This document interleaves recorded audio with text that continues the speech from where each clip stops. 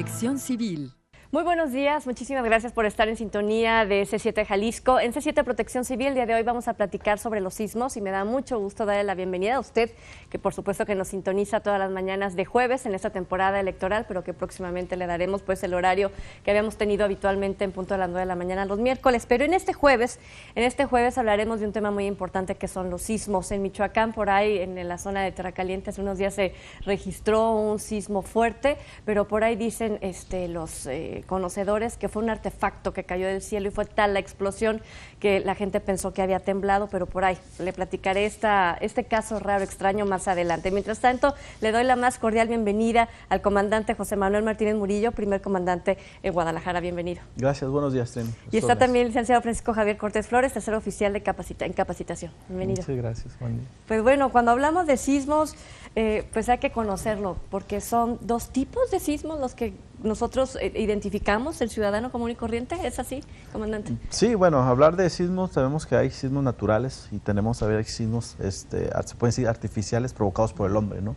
Los naturales son los más comunes que nos pegan y que pueden causar daño, catástrofes y que pueden alterar la economía y la estabilidad de un país, ¿no? Lo estamos viviendo hoy en día, lo que está pasando en Nepal, lo que pasó en Haití, lo que pasó en Chile, y lógico que sí nos da la pauta. Hay sismos también provocados por erupciones volcánicas o eventos volcánicos agresivos que provocan esas vibraciones en la corteza terrestre y que provocan también algunos daños estructurales en las regiones cercanas a la población, a las comunidades cercanas, ¿no? Tenemos también la parte de colapsos o deslizamientos de tierra, que prácticamente estos son naturales.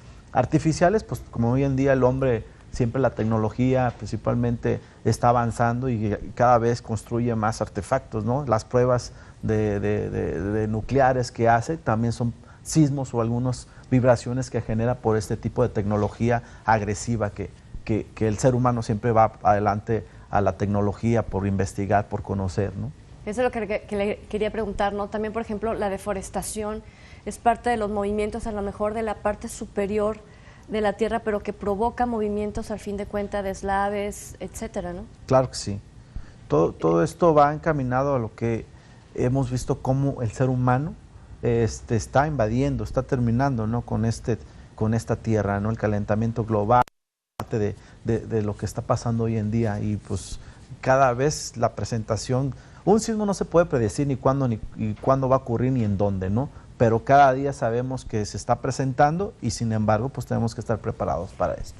Tan es así que en Zapopan, antier, se registró una grieta en una colonia cercana, en la periferia al Bosque de la Primavera. No recuerdo ahorita cómo se llama, a ver si alguien me puede por ahí comentar cómo se llama esta colonia en Zapopan, cerca de la Primavera, porque hubo una grieta de aproximadamente 25 metros de longitud por 1 metro de profundidad.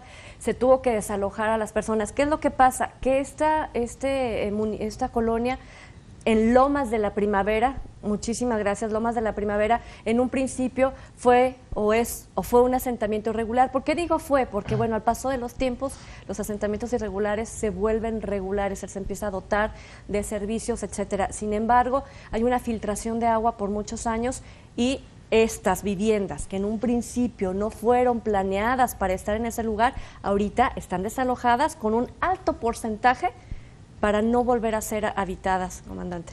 Claro que sí, tenemos muy claro las grietas de Nestipac. Además, en el 2004, los prados de Santa Lucía, sabemos que es una zona de amortiguamiento donde hay, por años, ha sido zonas de vasos reguladores y que esta agua busca su salida con sus mantos freáticos. Entonces, tenemos canales subterráneos, por años, ellos conducen esta agua hacia lugares donde pueda salir, ¿no? Y sabemos que el tierra de Jal que se encuentra en ese lugar pues erosiona, y tantos son los años que está erosionando estos ríos subterráneos que llega un momento en que buscan una salida de colapso y generan ese agrietamiento, ¿no? Lo tenemos muy claro que en las grietas de Nestipac, en el 2004, el agrietamiento más de 1 kilómetro que provocó ahí en este lugar de los prados de Nestipac, y esta que se presenta es parte también de los tipos de erosiones que tenemos por los mantos freáticos y por las corrientes hidráulicas que corren por esa zona, ¿no? Entonces, el día de hoy en específico, pues vamos a hablar de estos temblores que, aunque hayan sido provocados por el hombre, como lo comenta el comandante, pero también son aquellos inesperados, son aquellos eventos donde a lo mejor la población, licenciado Cortés, no está preparada. ¿Qué es un sismo? A grandes rasgos, ¿no? Como un concepto general. Bueno, en este caso estamos hablando que es el resultado del desprendimiento de energía que tiene el movimiento de las placas tectónicas, algo que también afecta mucho a lo que es parte de la superficie, lo que se encuentra sobre ella, ¿no? sobre el mismo piso, sobre el suelo, y desafortunadamente mucha de la población, hasta que no le pasa alguna emergencia o hasta que no tiene esa vivencia, es cuando ya cree que ya es hora de aprender, cuando eso puede prevenirse con anticipación. Es por eso que es bueno que los padres de familia, en este caso ya desde un inicio, desde casa, se comience a prevenir. Porque si no se comienza desde casa, entonces creo que en muchas de las ocasiones en las escuelas o en algún otro lugar pueda manejarse principalmente la cultura de la autoprotección. Ahora, los temblores se registran todos los días y en todo momento. Lo que pasa es que no son perceptibles. Sí, claro. Así es. Es por eso que lo manejan la tecnología, en este caso los sismógrafos, que son los que detectan los pequeños movimientos que se pueden manejar hasta de cientos o hasta miles de sismos al día. Ustedes tienen el registro, no exacto, sino qué tan frecuentes son los sismos en Jalisco. Si nosotros registramos 100, 200, según este sismógrafo, sobre todo que tienen ustedes junto con la Universidad de Guadalajara y junto con el Instituto de Astronomía y Meteorología, que de una u otra forma pues trabajan juntos, ¿no? ¿Han tenido ustedes este dato de por mínimos, Tenemos nosotros un monitoreo continuo a las 24 horas. Estamos anclados, ahora sí, a la red nacional, al Sismológico Nacional, donde prácticamente las pantallas nos registran movimientos telúricos cotidianos, de pequeña intensidad y magnitud. Estábamos que no es lo mismo sentir un sismo de 5.6, de 7, que ya es de gran consideración, a tener micromovimientos detectados por por las detecciones, las estaciones sismológicas. Estamos hablando de 1, de 2, de 3, regularmente de 4, que son los que consideramos que hay que estar al pendiente y monitoreo, ¿no? Constantemente. Entonces la red nos arroja cierta cantidad de sismos. No te puedo decir la gran cantidad, pueden ser en un día 10, unos 20, pero hay muchos que eso lo maneja directamente en la página que manejamos en esta red a nivel nacional. ¿Qué nos quiere decir con esto? Que no estamos nosotros monitoreando el pendiente y simultáneamente el alertamiento, ¿no? La alerta temprana que nos da el Sismológico Nacional nos da la pauta inmediatamente. No va a decir cuándo, pero en este momento estamos viendo en la pantalla que hay un movimiento. ¿De qué magnitud? Pues hay que esperar un momento mientras analizan la intensidad, el epicentro y profundidad para determinar si hay alguna afectación o qué alerta vamos a dar a la población. Aquí hay varias preguntas pues, que surgen. La primera es el volcán El Colima, que tiene gran actividad estos días. ¿Está provocando mayor actividad sísmica en Jalisco? Prácticamente regional. Estamos hablando en un polígono no más de 15 kilómetros, regularmente donde se siente más el polígono de 5, 6, 7, donde va a depender los eventos que tengamos. Pero para eso hay una red, la red sísmica que tenemos en coordinación con la Universidad de Guadalajara, con la Universidad de Colima, que es la RESCO, y parte del comité científico. Exactamente en estos momentos están colocando varios estaciones de sísmicas para detectar más que nada el movimiento, la actividad. Nosotros la actividad detectada por escáner, la actividad detectada, la energía que tiene. Y eso pues lo tenemos que estar al día, esta energía tenemos que estar monitoreándola constantemente y dar unos parámetros junto con el comité científico de qué incremento tiene, ¿no? Si su energía está incrementando, si está disminuyendo, pero bajo estos sistemas de monitoreo con la red que tenemos del volcán, ¿no? A ver, señor Cortés, los temblores más fuertes que ha tenido en su historia reciente el estado de Jalisco. Bueno, en este caso estamos hablando 2003, sí, 2003, donde se presenta para aquel lado también a las orillas o a la frontera con Colima. Estamos hablando municipio Zapotitlán de Vadillo, donde se presentó algunos colapsos de algunas edificaciones, principalmente pues casa habitación. Sí, y pues retomando todo lo que también con anterioridad de lo que pasó en México y lo que se ha estado manejando continuamente, pero ya algo leve, sin tener algo como pérdidas humanas, pérdidas en estructuras, entre otras. Hay un dato, en 1932 tenemos en Jalisco registrado de 8.2 en magnitud.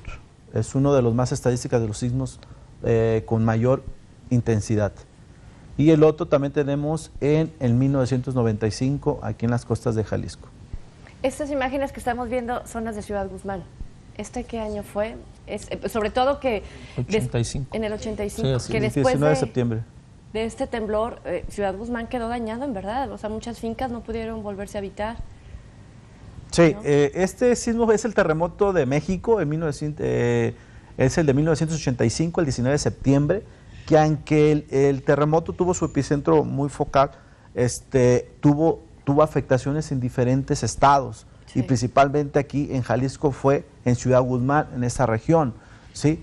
Sabemos que todas las placas tectónicas están conectadas y que la onda fue viajando y que tuvimos grandes daños estructurales. Los daños estructurales que tuvimos prácticamente fue desde edificios públicos, edificios antiguos, centros comerciales, en agrietamiento, en calles, y tuvimos pérdidas humanas, así como bastante lesionados. Estábamos hablando que la protección civil en ese tiempo pues estaba muy carente, prácticamente eran las Fuerzas Armadas las que estaban apoyando, y es por eso que de este terremoto nacen muchos procedimientos, nacen muchas instituciones y principalmente nace la protección civil, ¿no?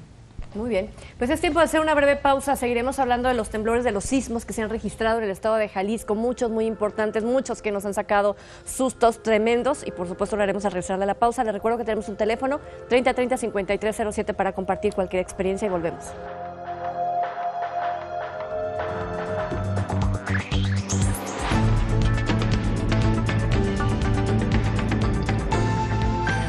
C7, Protección Civil.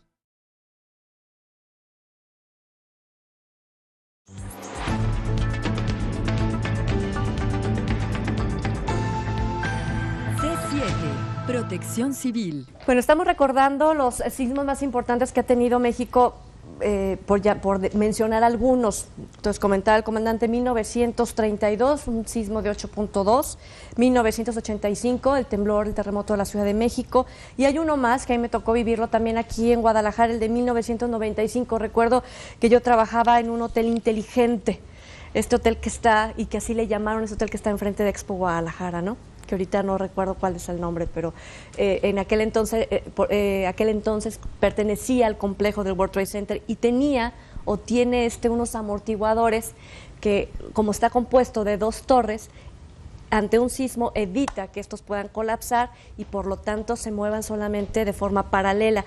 Pero el movimiento fue impresionante, de verdad que fue muy sensible. Yo recuerdo muy bien ese temblor por la mañana de 1995. ¿Qué pasó en Jalisco? Bueno, en Jalisco tuvimos afectaciones severas, principalmente la costa sur, hablando del municipio de Cihuatlán, La Huerta. Tenemos un polígono de afectación en gran escala. Afortunadamente no hubo muchas víctimas, ¿no? Tuvimos nada más 3 decesos registrados y heridos, sí, tuvimos bastantes heridos. Pero aquí lo que consecuencia es que vino acompañado, como el epicentro fue en el mar, en el Pacífico, vino acompañado con un tsunami. Este maremoto que entró a las costas, principalmente me acuerdo muy bien de la Manzanilla. En la Manzanilla entró la ola y devastó prácticamente de esa comunidad, ¿no? De este poblado, y que se activaron los grupos de respuesta, pero aparte de lo que venía acompañado de los daños estructurales, por esa inundación grande, por este tsunami que entró prácticamente a esta población. Recuerdo muy bien la Manzanilla, donde tuvimos que tener parte de un campamento. Le tocó estar parte ahí y lo estuvimos viviendo, ¿no? Yo creo que después del evento, poder rescatar a las personas, verlas con tales afectaciones, no solamente físicas, sino emocionales, ¿no? Y además ver que no tienen ya muchos vivienda o que se quedaron sin algún familiar. Yo creo que esa es una prueba para ustedes como elementos de protección civil, bomberos, los cuerpos de policía, los militares, tremendo, ¿no? Claro que sí, o sea, un sismo, tienes que ver todo el encadenamiento. Sabemos que la causa principal fue el movimiento telúrico, terremoto, que el terremoto se como una catástrofe. ¿Por qué? Porque deshabilitó y desestabilizó todo lo que es la estructura de un país. Sabemos el terremoto de Haití. El terremoto de Haití fue un parteaguas y no más para la comunidad internacional, para todos. El terremoto de Haití tuvimos que cambiar procedimientos y protocolos para respuesta y ayuda humanitaria de Naciones Unidas, porque sobrepasó fronteras y la gran cantidad de muertos, fueron más de 350,000 muertos. ¿Sabe lo que es eso? lo que es dejar, aparte de la gente que sin vivienda, entero, pues. las consecuencias que siguen, ¿no? De alimento, escasez de alimento, agua, vivienda, servicios vitales, agua, luz, donde parte de la gente tenía que vivir en esas condiciones y que es la parte que estabiliza. Si tú sabes que todo un gobierno se colapsa, donde tu base de operaciones es un palacio, donde tienes un palacio donde estás coordinando y que se colapsa, donde el ejecutivo y su comité ahí son víctimas también, entonces es la parte que destabiliza completamente un país. Haití fue parteaguas en la comunidad internacional para cambiar procedimientos en respuesta ante terremotos. Y que sigue siendo, porque Haití sigue mal. Claro. O sea, Haití todavía tiene campamentos donde la gente no pudo volver a construir sus viviendas. Una pobreza impresionante. Y se veían estas fotos y estos videos de estas casas de campaña a metros de lo que fue la presidencia, ¿no? De lo que fue el palacio legislativo o donde se encontraban las máximas autoridades. Claro, y sabemos que un sismo pues, viene acompañado de muchas calamidades, desde derrames de materiales peligrosos, incendios, viene una cantidad de encadenamiento de incidentes que también tienen que ser atendidos, ¿no? Tenemos viviendo ahorita lo de Nepal, sabemos que Nepal continúa esa actividad, esa energía que está liberando porque tienen un terremoto y de repente acaba de pasar hace 3 días otro, y una magnitud de 7. Entonces, esta magnitud, esta energía liberada, pues, ¿qué provoca? Pues provoca el colapso, y principalmente si tiene que evaluarse más su riesgo urbano, ¿no? Su infraestructura, su tipo de construcción. No es lo mismo que tengas un edificio con armazón a que esté de mampostería o que esté únicamente de adobe o que esté de madera, ¿no? Entonces, ese tipo de riesgos, pues, lo vivimos en todas las ciudades, ¿no? ¿Nepal se puede empezar a comparar ya con Haití?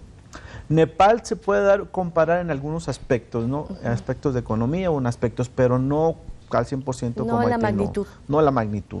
Nepal todavía es una ciudad, sí está afectada, pero no lo único que va a variar es la cantidad de víctimas, ¿no? Nepal no ha sido la misma cantidad de víctimas, se va a comparar con lo de terremoto de Haití. Y pues hace un momento platicábamos también con el licenciado Cortés de que del último temblor, el del 2003, ¿no? Que también les dejó una experiencia a ustedes como Protección Civil. Sí, y en este caso, pues para las personas que también acuden a lo que es una emergencia o un desastre como esto, también son vivencias que emocionalmente también afectan a los mismos rescatistas, pero que hoy en día sirven como aprendizajes que ya pueden manejarlo en un futuro, sí, que se pueden aplicar y que pueden enseñar al demás personal, ¿no? Que se encuentra también dentro del cuerpo de rescate. ¿Cómo me puedo preparar yo para esto? De verdad, yo de repente, a lo mejor es el miedo o son las experiencias ya vividas, no sé, pero pareciera que es imposible prepararse ante un sismo. ¿Es posible? ¿Qué porcentaje tengo yo de probabilidad de salvar una vida cuando estamos hablando de un temblor de 7.5 de 8 grados? Mire, en este caso se puede manejar hasta el 100%, porque hay muchas ocasiones en las cuales primero nosotros tenemos que estar bien para poder ayudar a las personas. Y para poder ayudar a las personas hay que también tener una preparación, hay que tener conocimiento de lo que nosotros podemos realizar durante la misma emergencia o después de que haya sucedido, en este caso, pues el sismo o colapso, lo que se haya presentado como tal.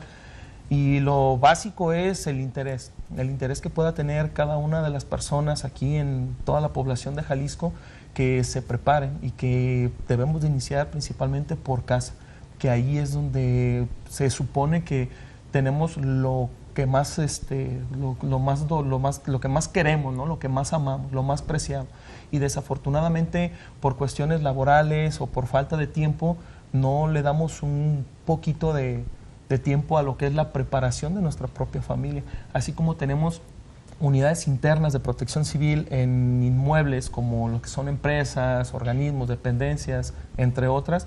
En lo que es nuestra casa podemos tener nosotros un plan familiar que puede ser similar, no es igual, pero puede ser similar para poder prepararnos ante una emergencia como esta.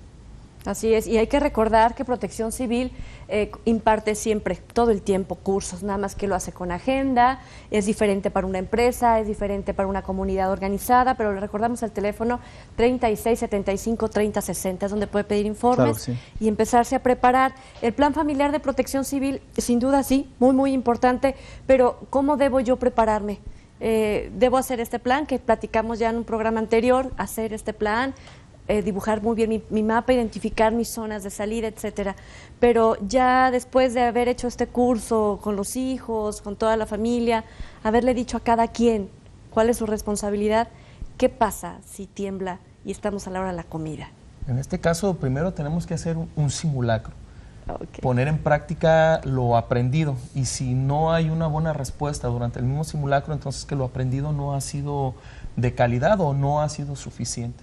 Ya si estamos nosotros en cualquier lugar de la casa, que ya en este caso, como usted lo menciona, que podamos estar nosotros ya consumiendo nuestros alimentos, el punto es que primero debemos de identificar cuáles son los lugares más de menor riesgo, más seguros en nuestra casa, donde desafortunadamente hay gente que se encuentra en casa habitación donde no es propia, estamos hablando que renta, o son edificios que ya compró construido.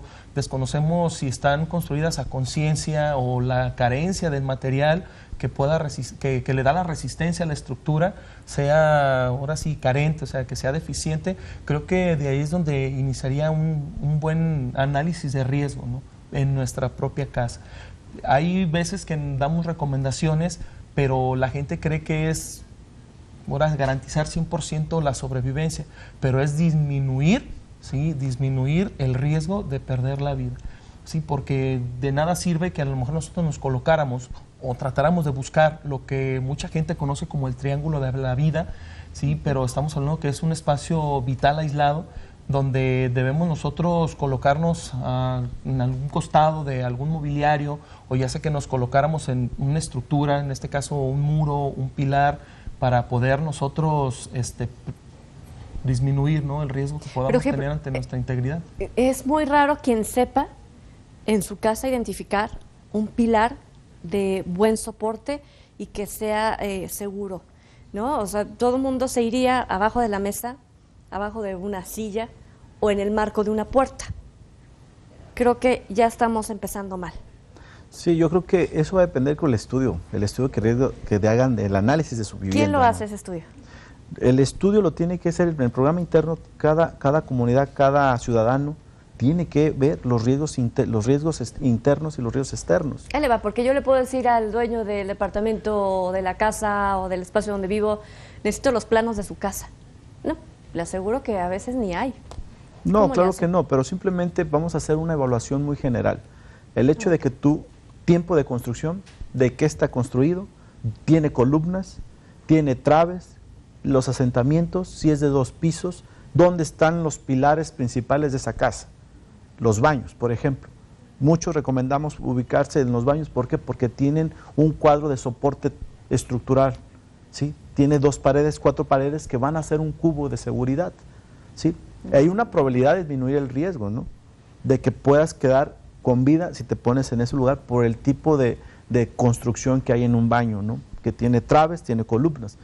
Pero eso no garantiza, va a depender también el tipo de material que le pusieron, cuánto tiempo tiene, si es una construcción ya antigua. Todo eso es bajo un análisis de riesgo. Lo que sí tenemos que evitar es de que toda nuestra vivienda tiene que estar desde los roperos, desde los cuadros, desde los trasteros, tener ahí bien anclado. ¿Anclado por qué? Porque de repente pasa un sismo, a veces lo que nos daña es que de repente se nos cae encima y quedamos atrapados. Vamos a hacer una breve pausa y seguimos hablando de cuáles son esas medidas de prevención dentro del hogar, porque yo diría que lo mejor es salir corriendo, ¿no? Pero bueno, ustedes me dirán al regresar de la pausa. 3030-5307 y volvemos.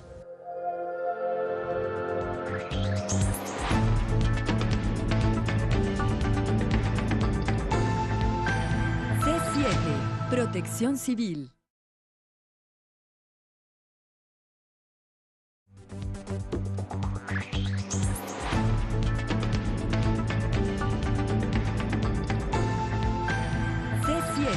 Protección Civil. Bueno, en el tema de cómo me preparo para enfrentar un sismo, número 1, hay que tener nuestro plan familiar de protección civil. Y número 2, hacer un simulacro, ¿cuántas veces? 2 veces al año como mínimo. Cada 6 meses se pone a prueba y él lo maneja, ¿no? La Ley General de Protección Civil maneja y recomienda. Si podemos hacer más, pues sería lo más ideal, ¿no? Pero mínimo recomendamos 2. Y así lo maneja por ley, 2 ejercicios, 2 simulacros. A ver, ¿cómo es un simulacro para sismo en la casa? Supongamos que es 3 de la mañana, todo el mundo dormido y empieza a temblar. Sí. ¿Qué tengo que hacer? Bueno, de acciones tú tienes, si tú ya tienes ya tu hipótesis, que la Sí. estás manejando, que en este caso va a ser por el incidente por terremoto, tú tienes que tener pues tu plan, ¿no? Tu plan de acción. El ejercicio lo puedes hacer de diferente manera. Lo puedes hacer, si es apenas el primero, tiene que ser que todos estén avisados, que estén enterados que va a ser, y hacer el simulacro. Va a depender de lo que tú quieras medir. Tú quieres medir la evacuación, pues vas a evacuar toda tu persona, toda tu familia en un punto de reunión ya establecido bajo ciertos objetivos que quieres medir, ¿no? El segundo, a lo mejor quieres medir de respuesta, ¿no? ¿Cómo vas a medir una evaluación rápida? ¿Cómo vas a congregar en ese punto? Va a depender también el tipo de objetivos que quieres medir, ¿no? Y yo recomiendo que principalmente en sismos lo que más medimos es el tiempo de respuesta en evacuar. Ok. ¿Cuánto tiempo podemos nos lleva a tomar en evacuar nuestro hogar? Y obviamente que todo el mundo, aquí se va a ser bien interesante, ¿no? Cuando todo el mundo tiene su responsabilidad. Número uno, hay alguien que avisa, hay alguien que tiene que, platicaba, ¿no? Es apropiado tener un silbato cerca para empezar a hacer ese llamado, ¿no? Claro, tienes una cantidad de recursos, ¿no? Que te lo maneja también en el mismo plan, ¿no? Debes de tener todo lo que recomendamos, ¿no? Tu maleta de viajero que tiene que estar rápida, esa maleta que tiene que tener ahí, pues tus documentos, tiene que tener un radio, tiene que tener un botiquín, tiene que tener documentos valiosos. Esta maleta tiene que estar a la mano. ¿Por qué?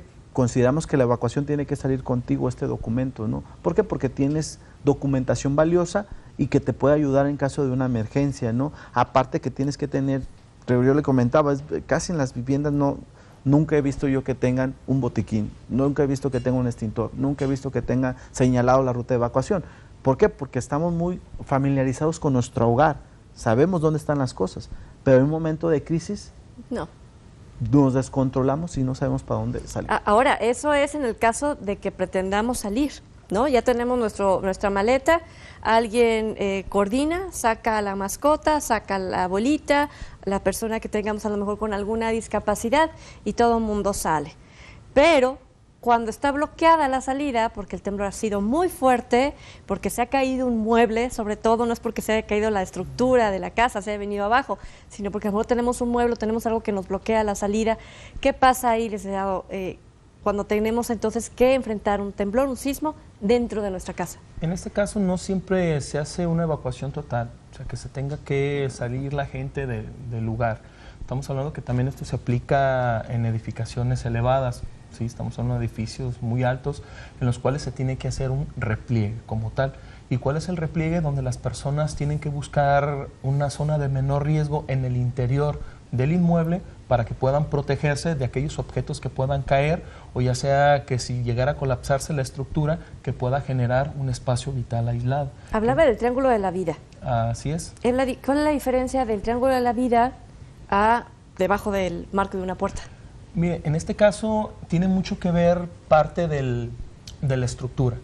Podemos tener nosotros un análisis de riesgo interno y externo. ¿Cuáles son los riesgos que puede haber fuera de nuestra casa o fuera del inmueble donde nosotros laboramos o lo que puede haber dentro del mismo?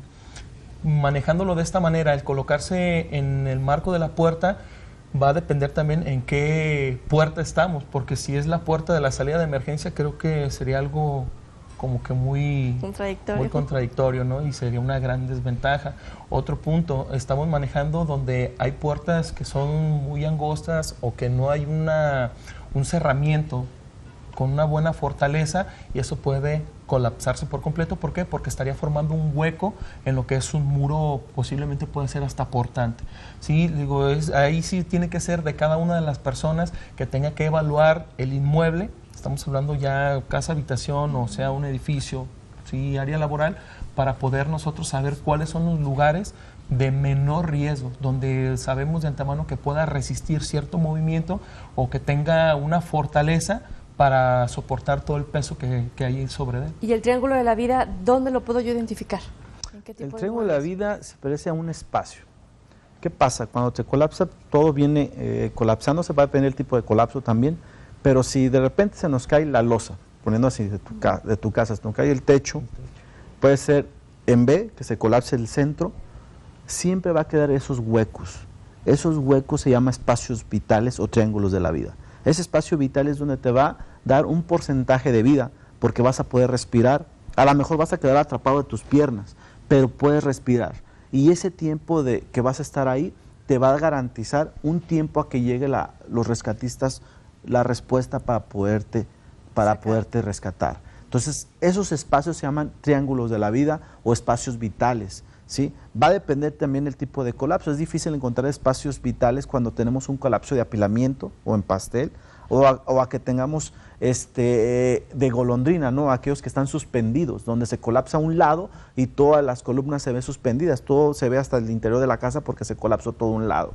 Va a depender eso, pero el espacio del triángulo de la vida se llama a que tú tienes que estar resguardado y que ese pequeño espacio sea de 20 centímetros, 40 centímetros, pero que te va a garantizar que vas a estar respirando durante un tiempo para poder rescatar. Y regularmente estarán cerca de muros, columnas, mobiliario, mueble con gran resistencia.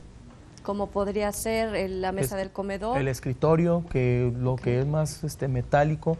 Hay madera que se puede volver muy resistente, como algunos escritorios que son completamente de madera, que puede ser muy pesado, que eso también generaría un espacio donde la losa, o en este caso el techo, no llegaría a hacer contacto directamente ya con el piso, ¿no? Sino que quedara ese mueble entre lo que viene siendo las dos losas, ¿sí? La del piso y la del techo. Yo quiero hacer una pregunta sobre todo porque los pequeños, los sismos de los que hemos hablado, muchos de ellos, el del 85, el del 95 fueron por la mañana, ¿no? Sí.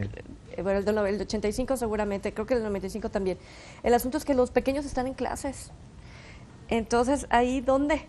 ¿Dónde está el triángulo de la vida en una escuela? En lo que son parte de los muebles, los mesabancos, los pupitres, el escritorio, son indispensables para poder resguardarse, ¿no? Y poder tener más probabilidad de sobrevivir ante cierta emergencia.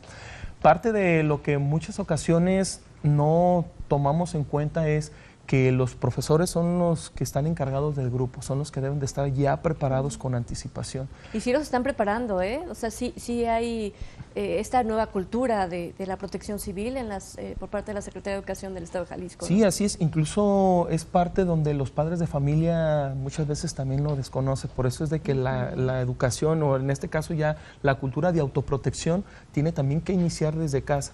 Hoy en día, el personal docente generando, ¿no? ese interés a los chavos, que son nuevas generaciones que ya vienen preparadas y tienen conocimiento de qué deben de hacer en caso, pues, lo que estamos hablando del tema, en qué hacer en caso de sismo. Entonces el profesor ahí es el número uno. Así es, porque es el encargado del grupo como tal. ¿Él qué debería de hacer? ¿Cuál es la sugerencia? ¿Él sabe, según la estructura de la escuela, si salen o se quedan? Se maneja, ahora sí, en 3 puntos importantes.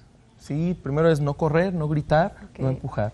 Lo básico es conservar la calma, que de manera fría el profesor debe de pensar qué es lo que debe hacer en el momento y qué es lo que continúa para poder, ya sea que evacuemos o esperar la indicación de la autoridad o de los encargados de la seguridad que se encuentran dentro del inmueble. Desafortunadamente hay muchos lugares donde tenemos nosotros plantas altas. Tenemos una segunda planta o hasta tercer nivel, en el cual ahí los niveles de la parte superior se recomienda que deben de hacer un repliegue. ¿Por qué? Porque sería importante que a lo mejor si ellos van bajando por las escaleras, ahí es donde se pueda presentar el colapso y tendrían todavía más posibilidad de sobrevivir estando dentro del aula, generando lo que es el espacio vital. Sí, aislado. Repliegue es quedarte. Así es. Evacuación, y colocarse en un lugar salir. seguro. Evacuación es ya retirarse del lugar, salir del inmueble. Entonces es más seguro en los pisos altos quedarte. Así es. Así es. El tiempo de respuesta. Sabemos que estás viviendo en el piso número 20, prácticamente viene el movimiento telúrico, no vas a tener suficiente tiempo para salir al punto de reunión en la calle. Entonces recomendamos que por esta estadística, por estos estudios, que no nomás lo decimos porque ya se ha vivido en otros lugares y lo que ha pasado, recomienda también el repliegue para resguardarte dentro de tu vivienda en ese lugar. Ok, aquí si ya me quedé, pero lamentablemente hay una lesión, ¿no? Imagino una escuela y los mesabancos se cayeron, algún adorno, el ventilador, a lo mejor una barda en la parte superior, en ese tercer piso se vino abajo, etcétera. Cuando estoy lesionado, ¿qué hago? Bueno, cuando estoy lesionado, si estamos hablando, es mantener la calma. Si puedo yo controlar, va a depender del tipo de lesión, pues tratar de ayudar, ¿no? Tratar de ayudar, y si tengo los conocimientos, pues prestar esa ayuda, ¿no? Pero siempre tener la calma. La calma, sabemos que es una lesión, hay caos, tenemos que esperar a la gente que llegue a ayudar. Es bueno, digo, en ese caso, si ya no me puedo mover, dependiendo la lesión, tratar de ayudar. Alguien me estará escuchando en algún momento y sobre todo viene la participación muy importante de los perros, que vamos a hablar de eso a lo mejor, si nos permiten, al regresar de la pausa, porque ya nos ganó el tiempo. 3030-5307 y regresamos.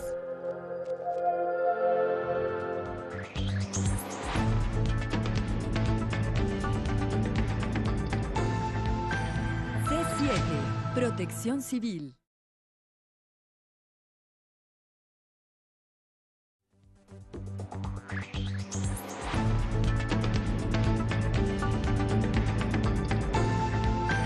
C7, Protección Civil. La señora Méndez de Fraccionamiento Jardines de la Cruz nos llama esta mañana y felicita al programa, le gusta el tema que se está tratando y porque dice se puede concientizar para saber qué hacer en caso de sismos de acuerdo a su estatus, de acuerdo a donde vive, un fraccionamiento, una colonia. Es que esto es muy importante, es saber si mi escuela es pequeña, si mi escuela es grande, qué tengo en mi entorno, si vivo en playa, si vivo en sierra, si vivo en la zona metropolitana de Guadalajara, todo tiene que ver, ¿no?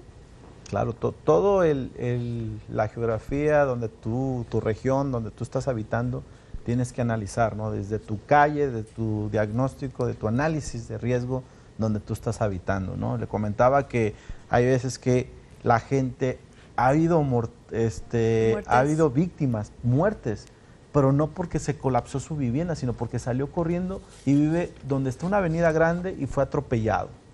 O porque salió y se cayó, el mismo terremoto, se cayó un anuncio espectacular y fue afectado por esta persona que salió de su casa. Entonces, todo eso tiene uno que analizar su entorno, dónde vivo, qué riesgos hay externos y principalmente identificar eso, ¿no? Para tener mi punto de reunión más seguro. Y bueno, y estamos identificando, y antes de la pausa nos quedamos en un tema bien interesante, Liceo Cortés, porque si ya estoy lesionado, ¿qué hago? Digo, obviamente no pierdo la conciencia, ¿no? Estoy todavía, puedo percibir ruidos, más movimientos, si hay personas cerca de mí. ¿Cómo puedo, a un lesionado, ayudar a alguien que quedó atrapado y está cerquita de mí? Bueno, en este caso es lo que hace un momento le comentaba, que para poder ayudar a una persona primero hay que estar bien nosotros mismos. En este caso yo estoy lesionado, lo mejor es de que si detectamos algún sonido, y también va a depender la lesión, ¿no?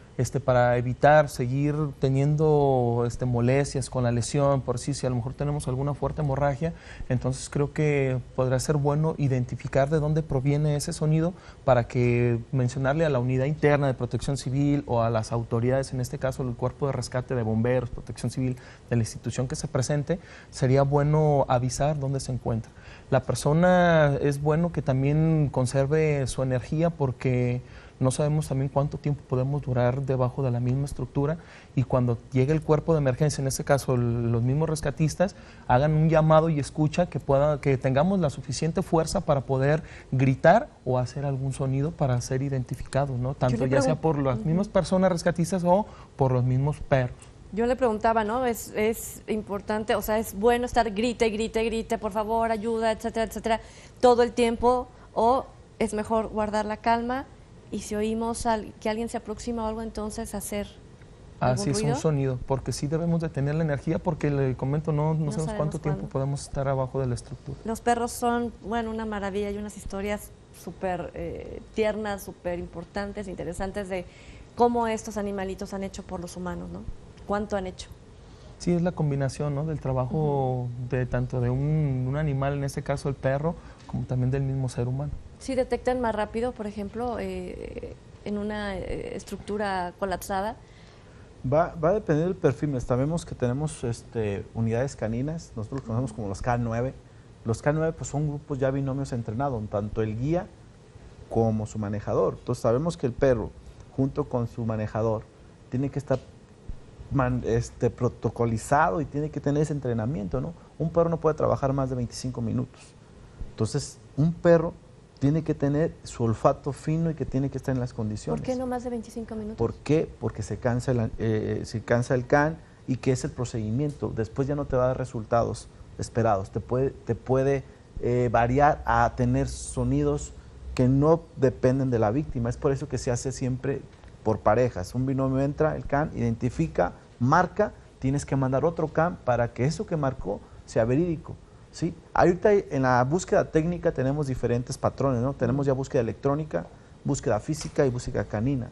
Los canes han dado buena herramienta por el tipo de entrenamiento, pero sí tienen que estar bien entrenados, tienen que estar identificados. No es lo mismo que el ruido lo puede hacer un roedor, lo puede hacer un gato, lo puede hacer el movimiento de una placa. Entonces, por eso que tenemos que estar bien identificado el sonido y que la optimización de tiempos es necesario, porque entre más tiempo va pasando las 24 horas, 48 horas, 76 horas, cuando tenemos la posibilidad que la víctima se nos convierta ya en una víctima de muerte.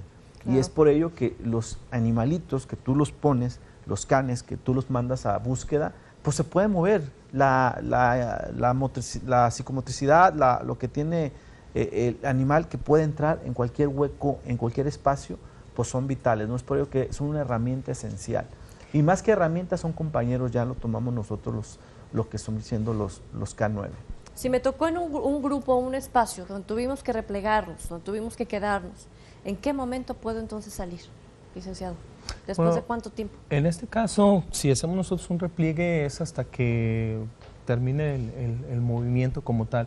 Habrá ocasiones en las cuales también, dependiendo de la intensidad del movimiento que nosotros tengamos, las personas no puedan ni ponerse de pie, ¿sí? Y ahí es donde también la persona que se encuentra a cargo, en este caso hablando de la escuela, que es el docente, es el que debe de tomar la decisión.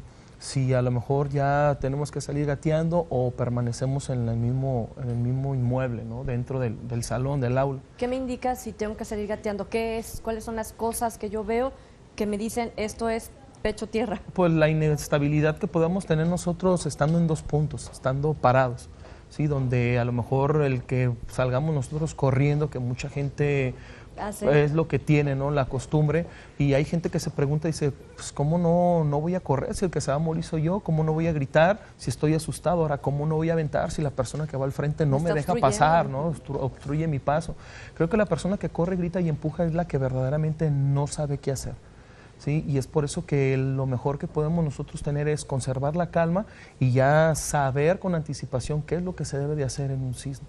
Platicábamos hace unos días el tema interesante de las personas con alguna discapacidad o estas personas de la tercera edad. Muchas veces ellos van a querer bajar de la misma manera que todos, ¿no? Y por su lentitud pueden obstruir la evacuación. ¿Qué tiene que hacer una persona de la tercera edad? Por ejemplo, me imagino un profesor de 75 años, que todavía anda por ahí en las aulas, ¿no? Y que es muy lento. ¿Qué se tiene que hacer con este profesor? Esto es parte del entrenamiento previo. Los ejercicios, los simulacros, para eso son. Yo tengo que identificar a esas personas con esas dificultades y que me van a retrasar una evacuación. Y para ello yo tengo que haber entrenado mi brigada de evacuación para ayudar a esa persona. Sabemos que por su edad o sus dificultades no puedo hacer una evacuación rápida, esperada, pero yo tengo que ponerle gente que lo ayude a evacuar. Ya ha habido ejercicios donde ellos mismos colocan sillas de ruedas, lo levantan, lo pueden evacuar de una manera de router, lo pueden evacuar ayudándole. Es válido, ayudándole, pero eso se tiene que entrenar previo. Pero también ellos deben saber qué hacer. O sea, ellos deben saber que se tienen que hacer a un lado para que el resto de las personas sigan su curso. Habrá una o dos personas que los van a atender, pero ellos también tienen que facilitar que los demás niños hagan lo que tienen que hacer. En este caso también va a depender mucho del plan de emergencia que pueda tener la misma institución.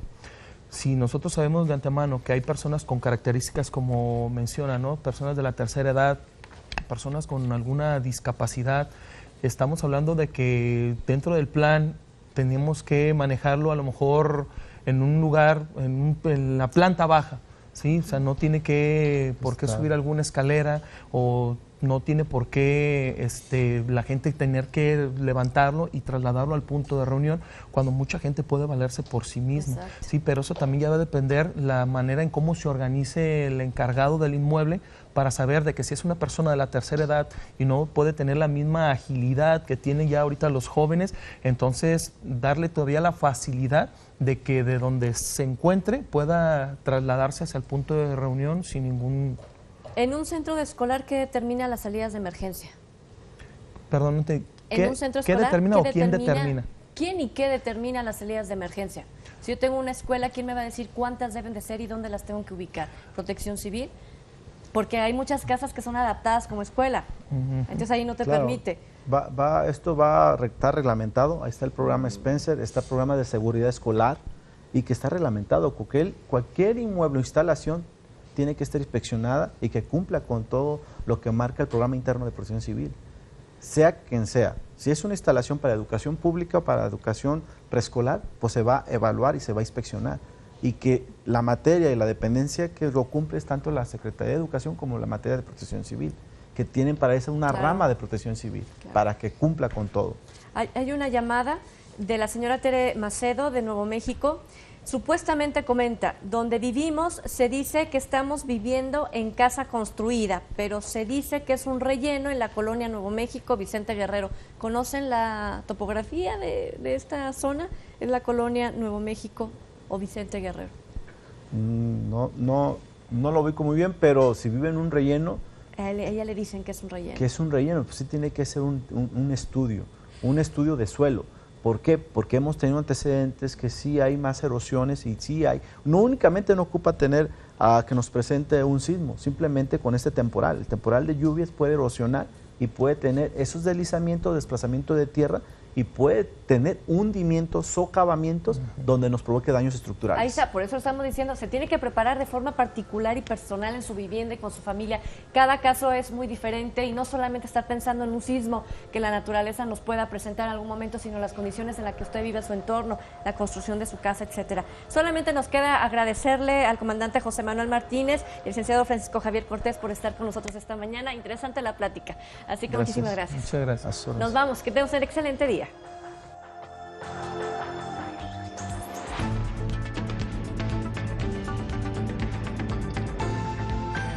C7, Protección Civil.